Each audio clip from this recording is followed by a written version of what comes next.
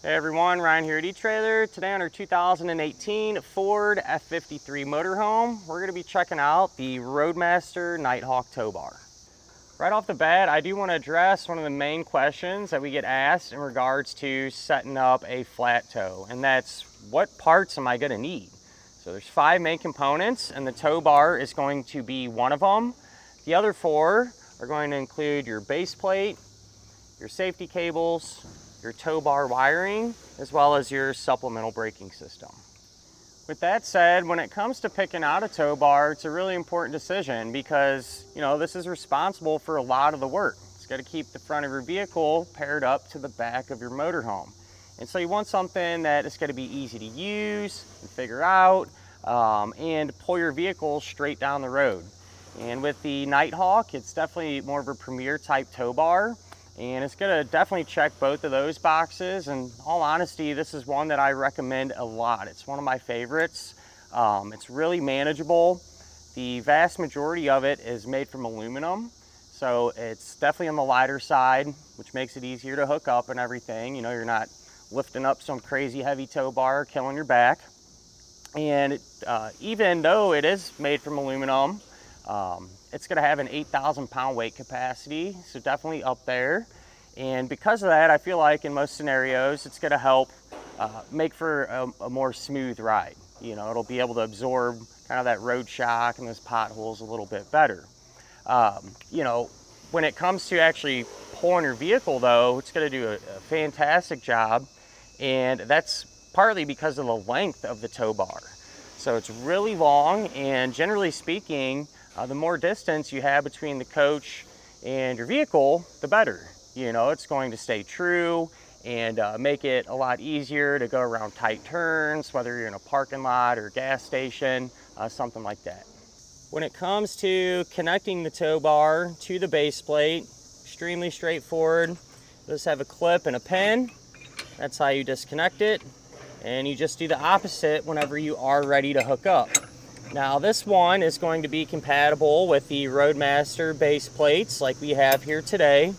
And there's different variations of this Nighthawk tow bar. So this one has the Roadmaster ends, but if you happen to have a Blue Ox base plate, you can actually get this tow bar with Blue Ox ends.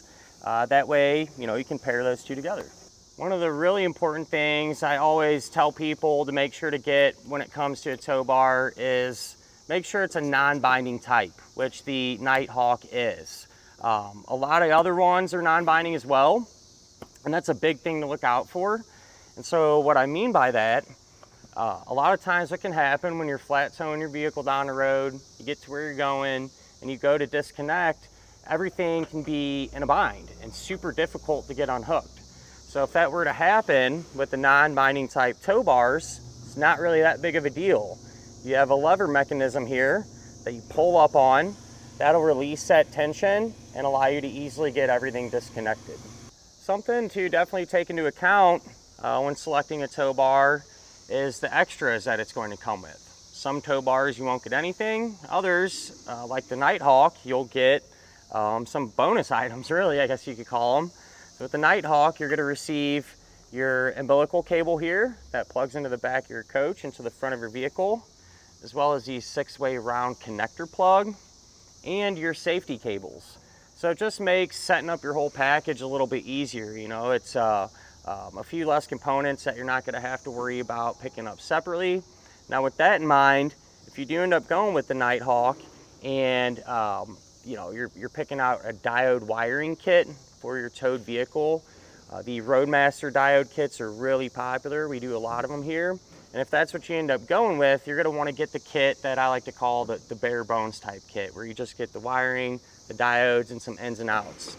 And I say it because with a Nighthawk, since you already have these umbilical and the connector, you don't need to buy a kit that has those as well. You know what I mean? So save yourself a little bit of time there. On the side here, there are built-in LEDs, so whenever you have your tail lights on, these will be illuminated, so you get a little extra safety feature there. And to compare this tow bar to some of the other ones, last week I actually just dealt with what's called the Blue Ox Ascent tow bar, and I really liked it. I feel like it was, you know, right on par with the Nighthawk. You know, that one was made from aluminum too. I believe it was a little bit lighter even than the Nighthawk, which is pretty impressive because this is really manageable. And it shared a lot of the same features. You know, it was non-binding. That one came with safety cables, but it didn't come with the electrical cable. And it looked awesome too. You know, they're very similar lengths, so you couldn't really go wrong with either one of those. With that said, you know, that was another premier type tow bar. If you're kind of just getting into this or looking for something maybe a little more economical, an awesome option would be the Etrailer.com SD tow bars. They're really nice, and you get some extras and all those main really important features like we talked about. I do want to talk about real quick the use of what's called the high-low adapter, which is this part here.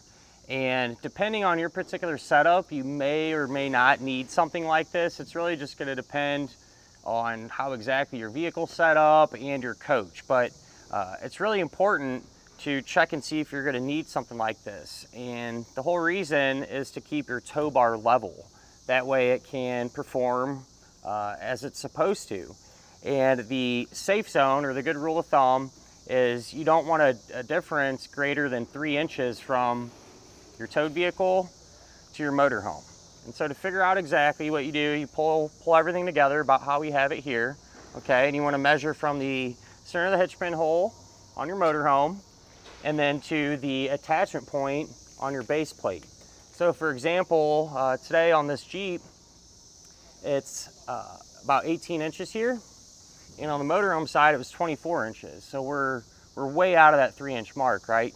So we used a 4-inch drop, lowered that down to 20 inches.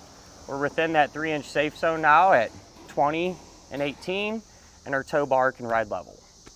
Whenever you're not going to be flat towing your vehicle down the road, you can store the tow bar on the back of your coach, either temporarily or permanently for that matter.